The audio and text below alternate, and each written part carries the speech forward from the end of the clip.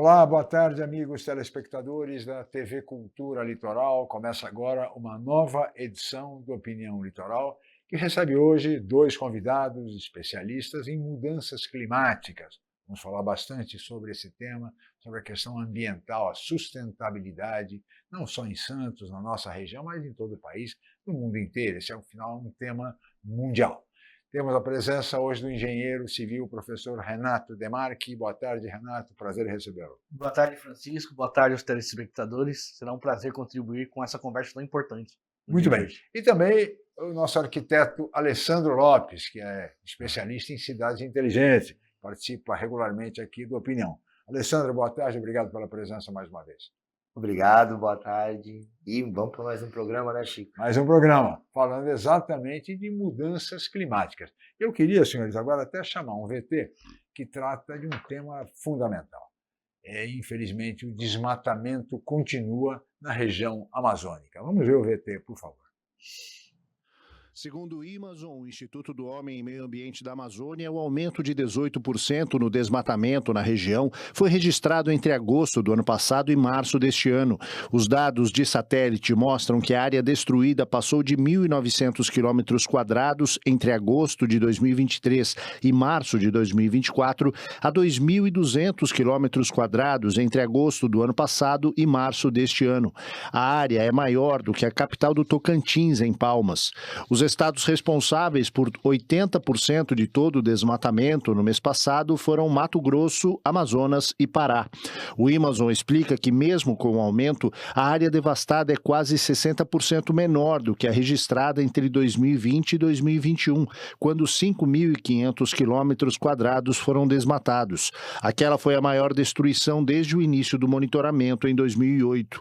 O Instituto alerta que é preciso agir com urgência, porque esta é uma época de chuvas frequentes, onde a ação danosa das pessoas sobre a floresta diminui em relação ao período seco, que vai de junho a outubro. Muito bem, 18% em 7 meses. É considerável, né, Renato, uma situação como essa. É verdade. Lamentável. É verdade, acaba sendo aí um fator bastante importante, né, para nós que temos cidades aí que deveriam ser mais arborizadas, né, localizações que hoje deveriam contribuir aí com a mãe natureza, a árvore, os elementos arboríferos, eles contribuem muito para a absorção de água, para a estabilidade do solo, né? Então, e a falta dele acaba prejudicando bastante, né? É uma preocupação, né, Alessandro? Porque aí te pergunto, você acha que a COP30 é uma esperança de avanço, de melhoria dessa situação? Deveria, né? O Brasil devia ser exemplo e não é o que está acontecendo. A gente tem aí a floresta amazônica, ela realmente chama a atenção do mundo, porque é a grande reserva verde que a gente tem no planeta. Pois é. Né? Então, ela é a menina dos olhos do mundo. Mas a COP vai demonstrar, vão mostrar algumas ações, mas eu não vejo ainda com esses bons olhos que a gente seja um exemplo de um país sustentável, né? Quando você começa a questionar e a derrubar florestas, automaticamente a gente está falando específico da Amazônia, mas você puxa pelo país todo, você está acabando com fauna, com flora, você está gerando um desequilíbrio muito grande. Então, trazer essa pauta para o centro dos debates federais, enfim, cada vez mais isso ganhar um eco é fundamental nesse momento. Então, a COP está aí, né? Tem uma batendo na porta.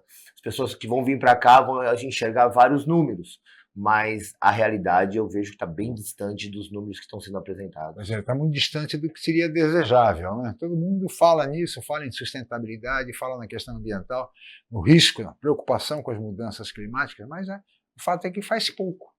Um país como... E cada vez mais nós estamos percebendo o efeito catastrófico. Claro. Né? Ele vem de imediato. A natureza, quando ela resolve agir com um conjunto coordenado, né, de ações, principalmente em relação à questão do meio ambiente como um todo, a ocupação humana, né, em áreas onde não deveria ocorrer, o crescimento urbano desordenado, né, a falta também de algumas iniciativas que se falam em relação justamente à construção sustentável, a práticas sustentáveis de ocupação urbana. Sim. Isso deve ser pauta né? Acho que de cada vez mais conversas, né, no dia a dia, porque o efeito da natureza está devastador. Né? Percebemos aí várias catástrofes que têm acontecido, e isso ano a ano tem piorando muito significativamente, que é o que chama a atenção a gente da engenharia de um modo bem significativo. E falando em cidade inteligente, né, não tem cidade inteligente sem natureza preservada. Não tem jeito, não adianta ter, tem tal tecnologia, o carro voa, e aí? E os recursos, né? A vegetação, os recursos hídricos, as águas, os mangues, como é que isso fica? Cadê a inteligência em cima disso? Uma cidade inteligente está envolvida com todos esses fatores. Agora, vocês dois são professores, né? Vocês sentem entre os alunos de vocês, entre os jovens, preocupação com a questão ambiental ou não? Com a sustentabilidade? É cada vez mais presente, né, nos trabalhos já, inclusive de graduação, né, algum tema ou algum conceito relacionado à sustentabilidade. A gente percebe que até cursos mesmo que tem um viés muito mais tecnológico, ele já envolve alguma questão ambiental, né? Eu acredito que, dada o impacto que as tragédias, né, têm acontecido na vida das pessoas, eu acredito que, de uma certa maneira, o nosso estudante ele está cada vez mais impactado, né, com as questões ambientais. Então, nós apresentamos, em média, aí 60 trabalhos por ano. Eu diria que pelo menos uns 70% tem alguma viés ao meio ambiente. E mesmo sem nós provocarmos esse tipo de tema, né? A mensagem é dada, né? A informação é passada, está latente nas mídias, todo mundo fala. Então, claro que o jovem acaba absorvendo e tenta trazer alguma solução. O que eu sinto falha ainda dentro do sistema educacional é que isso não ganhe espaço fora do muro, né? Então, a gente tem muitos trabalhos que são interessantes e acabam morrendo nas prateleiras aí das bibliotecas apenas por ideia e não ganhando realmente, como a gente vê em vários países lá fora que buscam soluções dentro da academia e coloca isso de uma forma mais popular. Fala, poxa, esse grupo de aluno pensou isso, vamos testar, vamos fazer um piloto, vamos ver como é que viabiliza de repente essa solução. Então, como eu já comentei até em alguns programas aqui, né, a gente tem dois mundos. Tem um mundo de pessoas que querem investir em sustentabilidade, a gente tem um mundo criativo dentro das academias, e esses dois não estão dialogando ainda de uma forma muito boa, pelo menos aqui no país. Muito bem, senhores. Um outro tema que acho que preocupa muito é que o Brasil, diante de tantas situações de desmatamento, de queimadas, de enchentes, alagamentos, enfim, tudo aquilo que se sabe em relação das mudanças climáticas, o Brasil não tem uma tradição, Alessandro, Renato, de investir em prevenção. Nós não temos essa cultura, né? Infelizmente. Até por conta que os orçamentos públicos, de um modo geral, eles estão sempre comprometidos com folha de pessoal, que é sempre elevadíssima, e o custeio da máquina. Ou seja, quase que 90 e tantos % do orçamento público está vinculado a essas duas rubricas, quer dizer, folha de pessoal e custeio, restando muito pouco para investimento. E, diante disso, em prevenção, então, que ninguém investe mesmo. Né?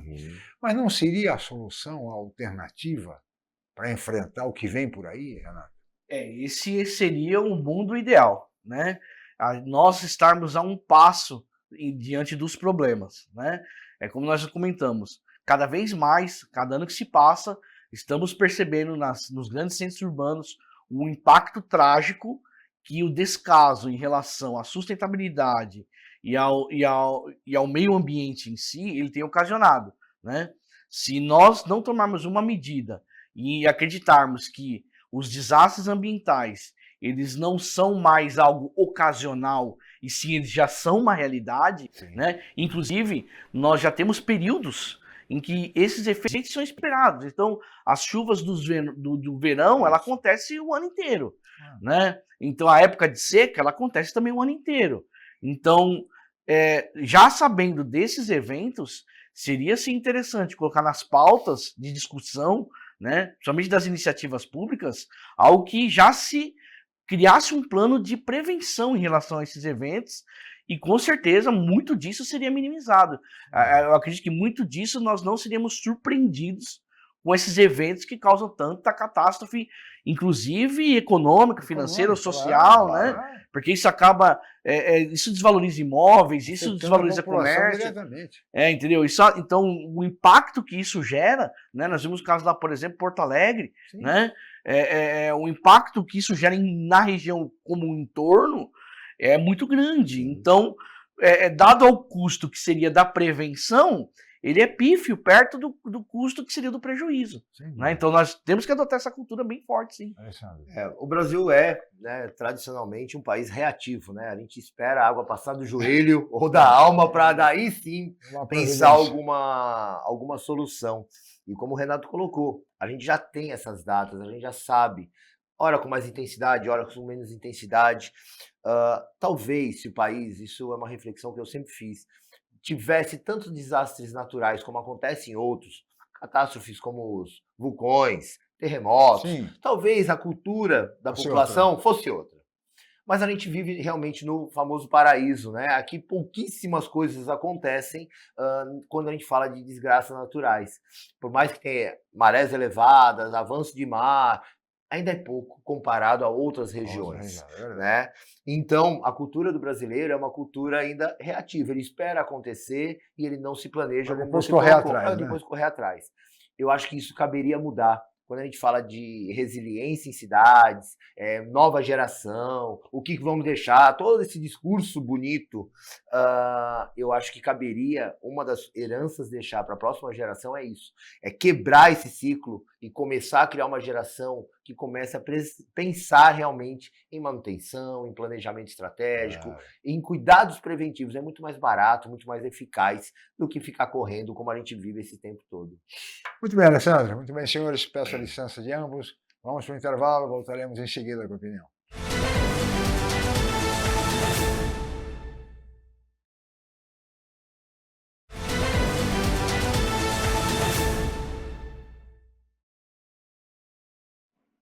Muito bem, estamos de volta com a opinião que recebe hoje dois especialistas em questões ambientais, em mudanças climáticas, o engenheiro, o professor Renato Demarchi e o também professor e arquiteto Alessandro Lopes. E agora, senhores, nós vamos ver um VT a respeito desse recente apagão que ocorreu na Europa, mais precisamente em Portugal e na Espanha. E vale até uma brincadeira, acho que a Enel está andando por lá, né? Em São Paulo. Vamos ver o VT, por favor. A imprensa europeia chegou a divulgar que a REN, Redes Energéticas Nacionais de Portugal, teria atribuído o problema a um raro fenômeno atmosférico. O primeiro-ministro português disse que a origem do problema provavelmente foi na interconexão da rede com a Espanha. Luís Montenegro não descartou nenhuma hipótese para o apagão, mas garantiu que não havia indícios de ataque cibernético. Serviços de inteligência investigam o caso. Já o primeiro-ministro espanhol foi mais cauteloso e considerou melhor não especular. Todavía no tenemos información concluyente sobre los motivos de este corte. De acordo com Pedro Sanches, a empresa Rede Elétrica está investigando os motivos do incidente. Classificado pelo diretor de serviços para a operação, Eduardo Prieto, como excepcional e totalmente extraordinário. Segundo os jornais espanhóis, no começo da noite, Prieto disse que a falha ocorreu por causa da desconexão, pela França, do sistema de interconexão europeu. Tudo bem, seja como for, desconexão com a França, ataque cibernético, seja o que for, os portugueses e espanhóis vivenciaram uma situação que aqui no Brasil é mais ou menos corriqueira. Em São Paulo, principalmente, milhares e milhares de pessoas ficam sem luz por absoluta inoperância da Enel. Mas, enfim, como enfrentar uma situação dessa? Corremos risco aqui de um apagão semelhante, Alessandro? Já tivemos, né? Aqui no país já teve esse apagão. Eu entendo o seguinte, isso que aconteceu com a Europa, na verdade, acende um grande alerta, porque se países que estão teoricamente estruturados, têm recursos, têm toda uma coerência, acontece, imagina nós que temos vários gargalos dentro do país, né? Então, gargalos, falhas, faltas e tudo mais. Então, eu acho que acende realmente um alerta.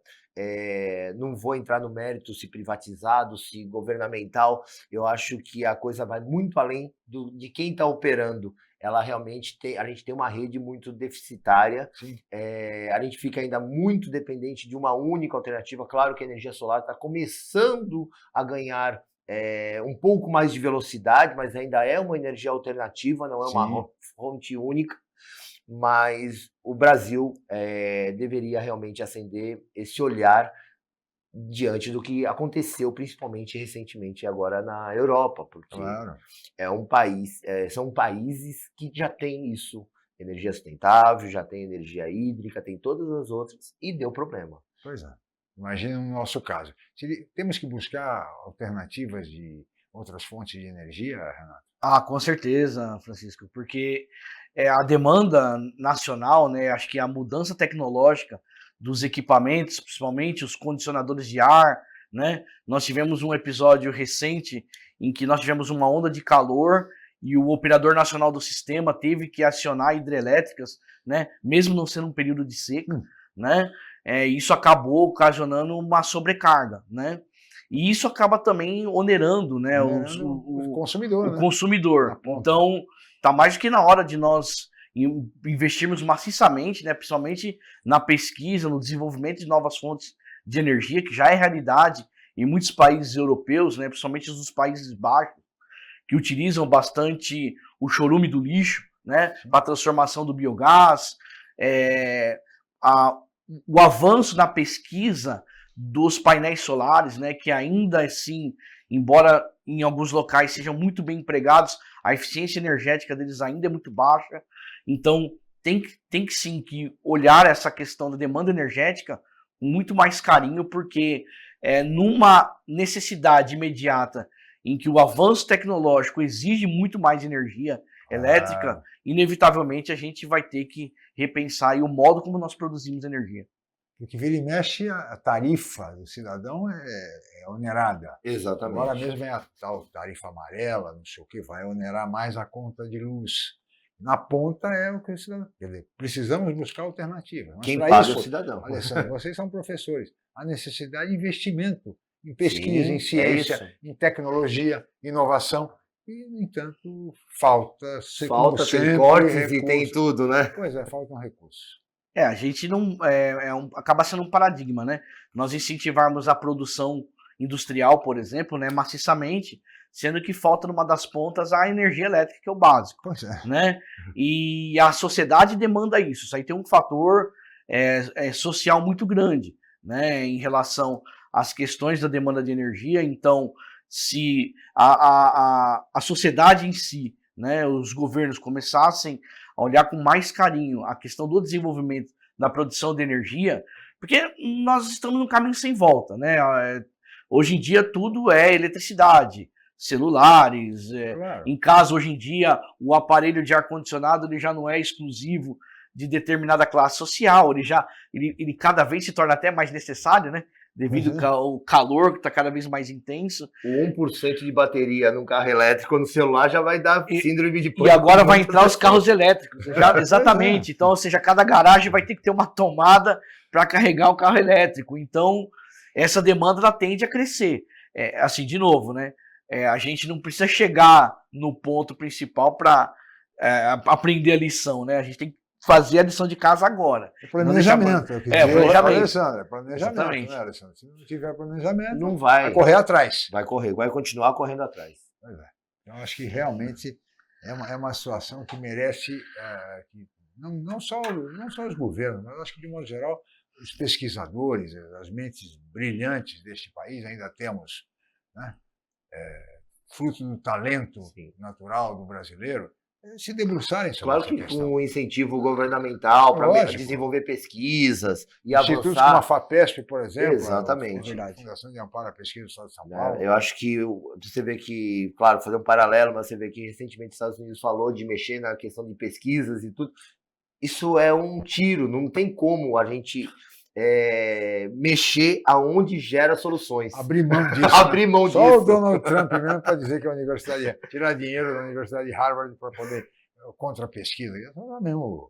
Mas isso aí. Essa é outra pauta. Produção de conhecimento é extremamente essencial, né? Para qualquer tipo de inovação, desenvolvimento tecnológico, isso aí é fundamental. infelizmente, né, quantas pesquisas nos centros universitários, por aí, muitas ideias às vezes, muito boas, que poderiam ser implementadas na sociedade, nas indústrias, etc., elas acabam sendo deixadas de lado, às vezes, por falta de incentivo. Né? Às vezes o próprio estudante mesmo, às vezes ele tem que largar aquela pesquisa ali para exercer outra atividade profissional, porque ele não consegue ter um incentivo financeiro, às vezes, para desenvolver melhor aquela ideia. Né? Isso é que é o nosso maior problema. Nós temos, sim, muitas boas ideias, muitos bons trabalhos desenvolvidos nas academias. Ele só precisa ir para frente. Ele precisa sair dos muros das universidades e parar lá na ponta da indústria e da sociedade. É o caso que nós temos, por exemplo, em Santos, o Parque Tecnológico, Sim, que é um espaço que está aí à disposição e temos avançado. Né? A parceria em um parque tecnológico com as universidades e com empresas, no caso de Santos, do Porto... Ele cria essa ligação, Exatamente.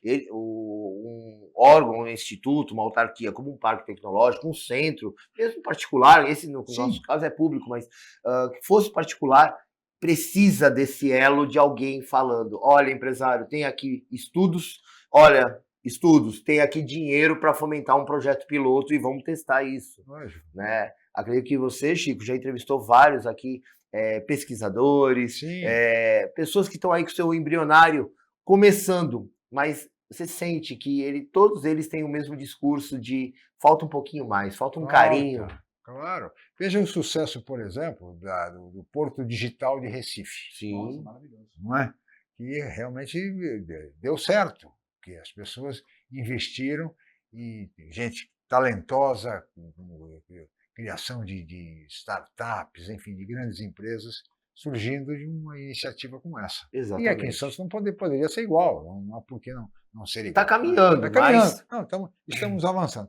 Aliás, falando em Santos, viu, eu queria agora dedicar essa parte do programa mais à nossa cidade, que também tem problemas relativos às mudanças climáticas. São diversos problemas que eu gostaria de abordar com os nossos convidados, mas começando por um que é mais ou menos assim, a preocupação geral do caro Alessandro, que é a questão da Ponta da Praia. A Ponta da Praia, a erosão, ele está lá. Sim. Eu sou da época que nós tínhamos aquela praia muito agradável, aprazível ali no Aquário. Tá certo? Que era uma praia. Você pulou de trampolim, Chico? Você usou trampolim? Agora, hoje não temos mais, entre outros. E há muitos, e eu queria deixar essa questão para que vocês até possam desenvolver, quem sabe, no próximo bloco. Que é a seguinte, Renato e Alessandro, é a questão de que muito dessa erosão teria a ver, especialistas defendem essa tese, com a dragagem do Porto de Santos. Dragagem de manutenção, que é o que temos que fazer, e também com a dragagem de aprofundamento, porque até por conta do túnel Santos-Guarujá haverá necessidade dessa dragagem de aprofundamento, e isso poderá impactar ainda mais a situação na Ponta da Praia, Aparecida e outros bairros da orla de Santos. Eu queria saber a opinião de vocês a respeito disso, se de fato a dragagem é um serviço essencial para o maior porto, não apenas o maior porto do Brasil, da América Latina, o maior porto do hemisfério sul, né?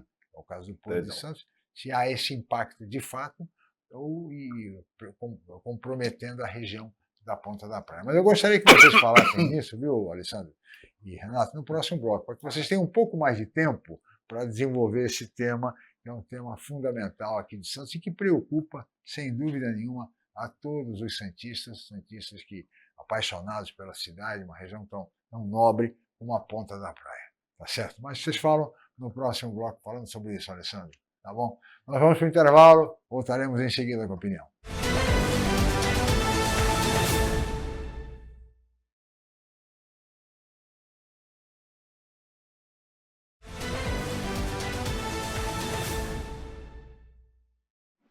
Muito bem, estamos de volta com a opinião que recebe hoje dois especialistas na questão das mudanças climáticas, de sustentabilidade, do meio ambiente, o engenheiro civil, professor Renato Demarchi, e o arquiteto e também professor Alessandro Lopes. Mas eu deixei no bloco anterior, Renato, começando por você, a questão da relação, se há alguma relação, na sua avaliação, de impacto entre o que acontece na Ponta da Praia, de erosão, com a dragagem de manutenção e aprofundamento do estuário de Santos, em razão do porto. No meu entendimento, exclusivamente não. Tá. Né? Somente a dragagem, ela não é o suficiente para que se possa correr essa questão da erosão. Né? É como nós chamamos, é um conjunto de fatores, né? A dinamização das marés, também que ele acaba contribuindo, né? Com a própria movimentação do solo submerso, né? A ação da força das águas devido à elevação do nível do mar, eu acredito que ela contribui bem mais. Tá. Né? Além do que, a própria Baía de Santos, né? Ela tem um escoamento contínuo de água em alto mar que permite com que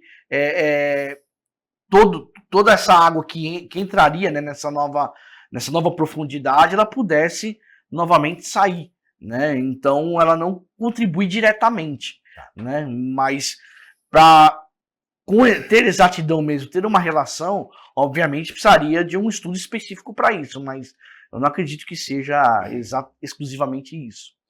Toda vez que a gente mexe, uma dragagem nada mais é do que um redesenho desse canal. Então, claro que sedimentos vão subir, você vai alterar o que a natureza faria naturalmente, né? Você está dando um condicionamento técnico para algo que a natureza já teria um caminho para ela decidido. Sim. E como o Renato colocou, a gente está falando toda hora em aumento de maré, mudanças diversas. Claro que esse desenho forçado pelo homem, ele pode colaborar a ter outras respostas, né?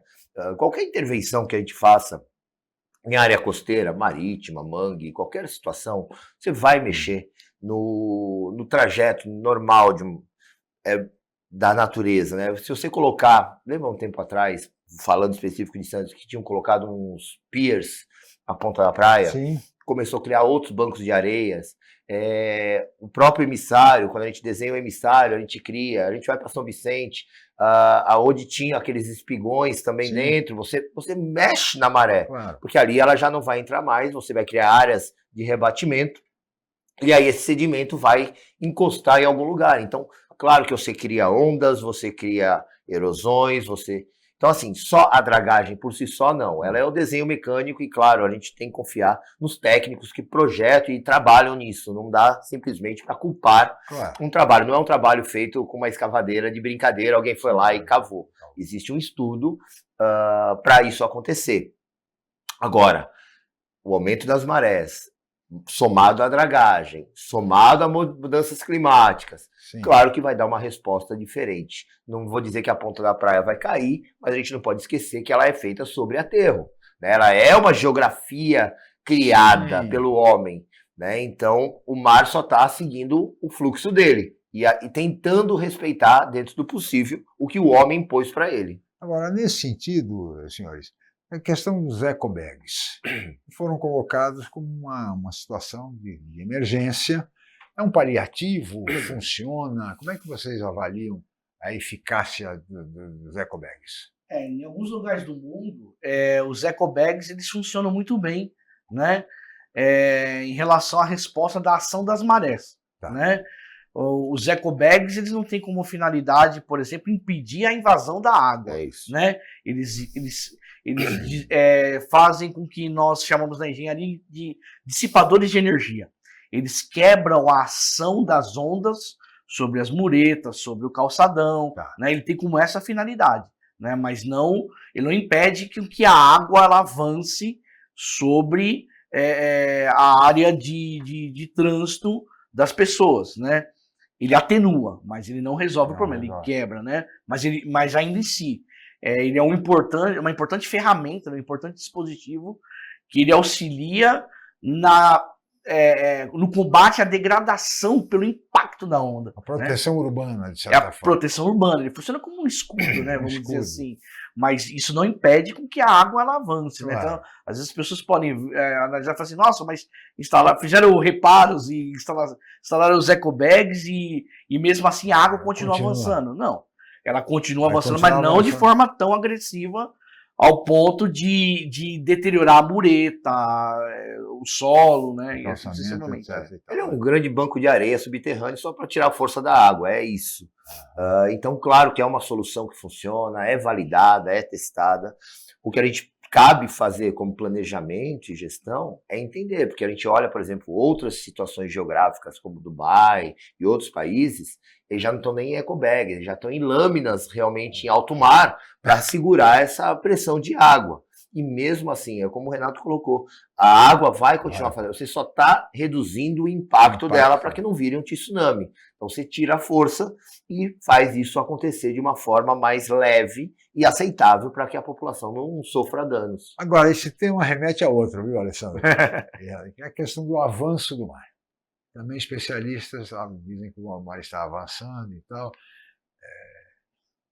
Os riscos dessa situação para Santos, sobretudo para a orla da praia. Isso não é previsão, né? Isso é fato.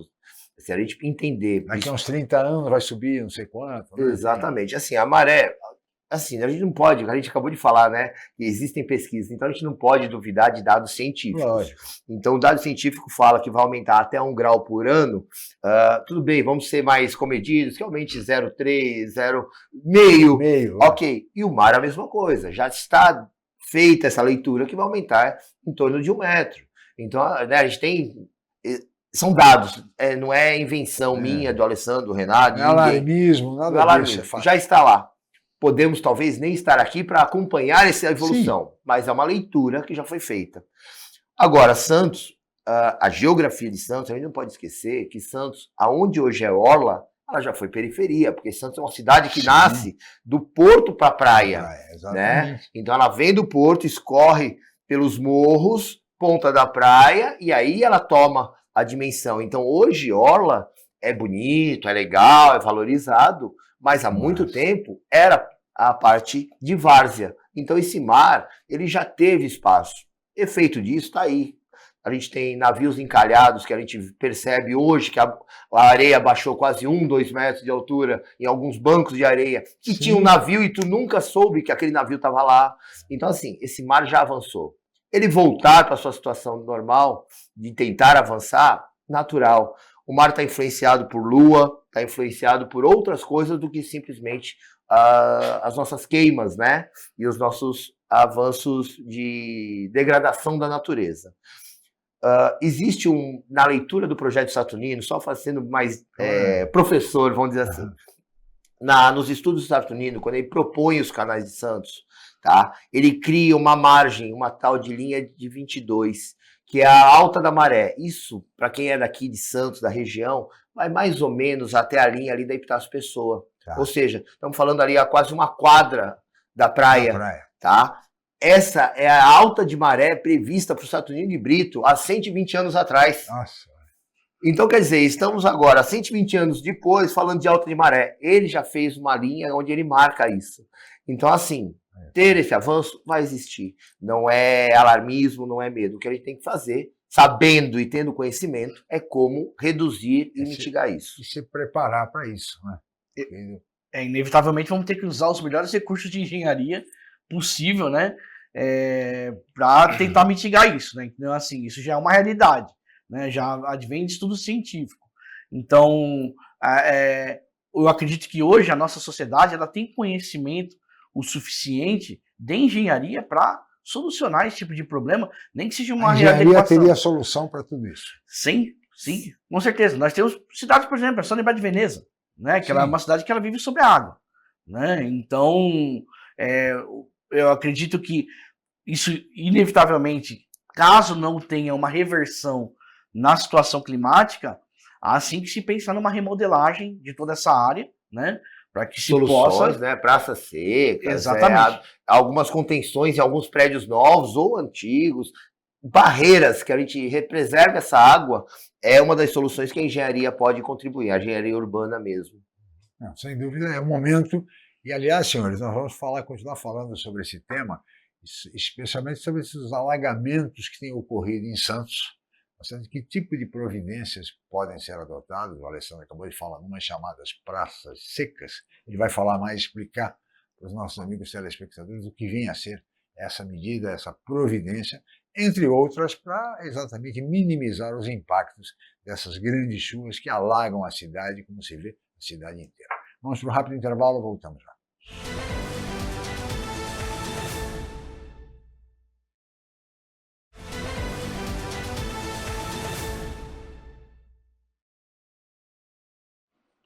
Muito bem, estamos de volta com a opinião e agora vamos para o último bloco do programa, que recebe hoje dois especialistas nas questões de mudanças climáticas, nas questões ambientais, de sustentabilidade, tão necessárias e hoje tão presentes e preocupando o mundo inteiro.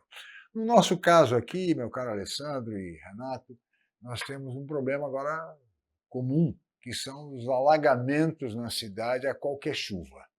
Chove um pouco, sempre choveu muito em Santos, mas agora as chuvas, temos aí imagens mostrando os alagamentos na nossa cidade, aí zona noroeste, enfim. Temos que enfrentar essa realidade. O que é que tem que ser feito prioritariamente, Renato, na sua visão? Bom, na minha visão é a repensar a nossa questão de saneamento, Tá. né? Eu acho que nós temos, especificamente na cidade de Santos, né, um projeto arquitetônico maravilhoso, né, que são os canais, que eles já têm 120 anos, né, aproximadamente. E, consequentemente, aliado, né, à construção civil, que cresceu muito, né, numa região concentrada, eu acredito que isso acabou modificando esses fatores de projeto de escoamento de água, né? Somado às mudanças climáticas, né? Isso de uma certa maneira acabou ocasionando e surpreendendo a gente em algumas situações em que fatores combinados fizessem com que a cidade ela passasse por situações de alagamento.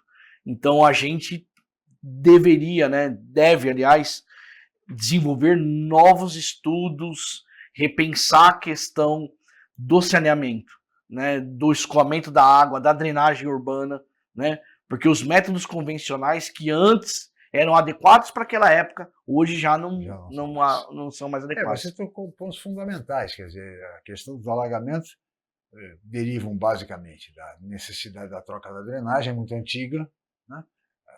Temos aí imagens mostrando bem isso. A questão do grande número de construções, no lugar onde havia uma casa, hoje tem uma torre com 200 pessoas morando. Ou seja, há uma questão da infraestrutura. Enfim, tudo isso acaba de alguma maneira contribuindo. Você, Alessandro, é um especialista em cidades inteligentes, é um estudioso dessa questão. O que é que seria necessário se fazer em Santos de imediato? Até só para complementar, o BNDES anuncia linhas de financiamento para Santos, exatamente para a mudança da drenagem, obras de drenagem, etc. E tal. Santos teve um aumento aí, né, se a gente puxar lá de trás, né, do tal projeto saturnino, de quase 9 vezes, né, a população. Né? A gente tem hoje aí 420 mil, 430 mil habitantes. Então, claro que com todo esse adensamento, permeabilidade do solo e todo esse conjunto de ações, caberia realmente rever várias situações. Eu vejo o seguinte, Santos, ele até fez algumas situações, faz algumas situações, obras de drenagem não são obras fáceis, está aqui o Renato, que pode dizer o grau de complexidade que é você mexer em toda uma situação de sistema de drenagem, não é uma obra para 2, 3 anos, você vai gastar aí toda uma evolução, porque você tem que mapear área a área, quadro a quadro, projetar uma situação de crescimento daquele bairro, né? Então, assim, a gente até brincou, o Brasil, né? Vou tirar de Santos aqui a culpa. O Brasil ele espera acontecer para pensar e a construção faz a mesma coisa. Ela primeiro vai e depois a gente vê como é que vai remediar. Então, primeiro a gente evolui os prédios, evolui tudo isso, aí fala, opa, tem muita gente, a gente precisa melhorar nisso. O correto dentro do planejamento urbano é você fazer o contrário. Vai crescer ali? Vamos fazer toda essa rede, deixar tudo preparado e aí a gente libera a construção. Mas claro que não é isso que ocorre e não é exclusividade de Santos, é no país todo. Mas veja, é isso. Uma rápida observação. Santos é a cidade mais verticalizada do país. 66% da população de Santos mora em apartamentos. Exatamente. E a tendência é aumentar mesmo. Não tem como. Porque hoje Santos ele tem uma situação de preservação ambiental. A outra área que a gente teria de Santos para expansão não pode, não cabe. Você vê a dificuldade, às vezes, até de fazer uma pista a mais, alguma coisa. Então esquece. O que a gente tem é o território de ilha e cabe, como o Santos já foi exemplo lá no passado, fazer realmente essa lição de casa de mostrar uma solução, né? Chegar e falar, olha, tínhamos um problema, criamos um projeto e agora a gente realmente consegue. Limpeza de galeria, manutenção preventiva, ajuda, mas a gente, até hoje, você pode ver as fotos que saem normalmente, né, nos noticiários, muitas bocas de lobo, boca de leão, posto de visita, ainda continua tendo garrafa, continua tendo descarte de plástico. Colchão no canal. Recentemente, uma das universidades fez uma limpeza ali na região do Canal 2, né? Para quem não é daqui de Santos, aqui é separado por canais, enfim, e ali na região do Canal 2 fizeram uma limpeza. Além de cápsulas, né, de uso de entorpecentes, encontraram um fator que não era o convencional, cotonete. Tá? O que foi esse cotonete? Quem leva cotonete para a praia, né?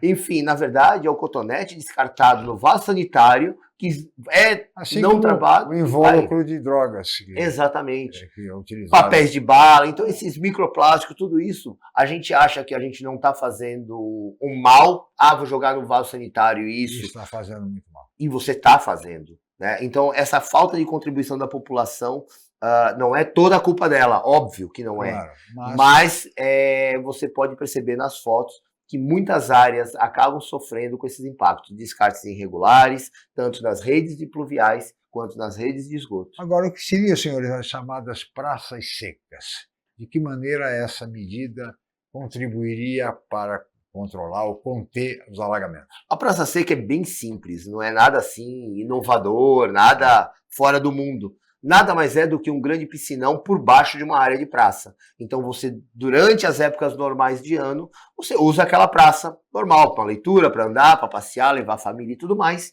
Porém, ela tem todo um sistema de captação de água, pisos drenantes, jardins de chuva, jardins de disseminação direto no solo também, onde por baixo... É uma praça normal. É uma praça normal, só que embaixo ela tem uma contenção. Então, existe algumas, por exemplo, tem uma em Rotterdam, não vou lembrar o nome da praça agora, que ela absorve 1.800 metros cúbicos de água. E ela, durante todo o ano, ela é usada, normal, eventos e tudo mais, e quando tem as altas de chuva, essa praça vira um grande ralo, deixando mais popular, para ficar armazenado. Acabou a chuva, o sistema de bomba drena toda essa água ou joga para o solo, de acordo com a necessidade. Então, caberia... Seria simples fazer em Santos? Seria fácil? É obra. Você teria que abrir... Vamos pegar um exemplo. Vamos pegar um exemplo em Santos. Que a gente pegasse uma praça do Sesc, ali no bairro da Aparecida. Muito bem. Tá? A gente pegasse ali uma praça do Sesc. E aí a gente teria que abrir essa praça, pelo menos uma grande área dela, cavar, fazer esse piscinão, ligar nas redes ou armazenar simplesmente por baixo da praça. Tá. E aí você fecha novamente a praça pela parte de cima. Então, como eu falei, ela funciona como um grande ralo escoador. Ela vai armazenar toda essa chuva e não jogar direto para o solo. Ela espera a chuva passar e aí ela joga. Tem outros países que usam o próprio relevo. Funciona, né, portanto? Então, funciona. Então, tem outros países que eles criam reservatórios com o próprio relevo.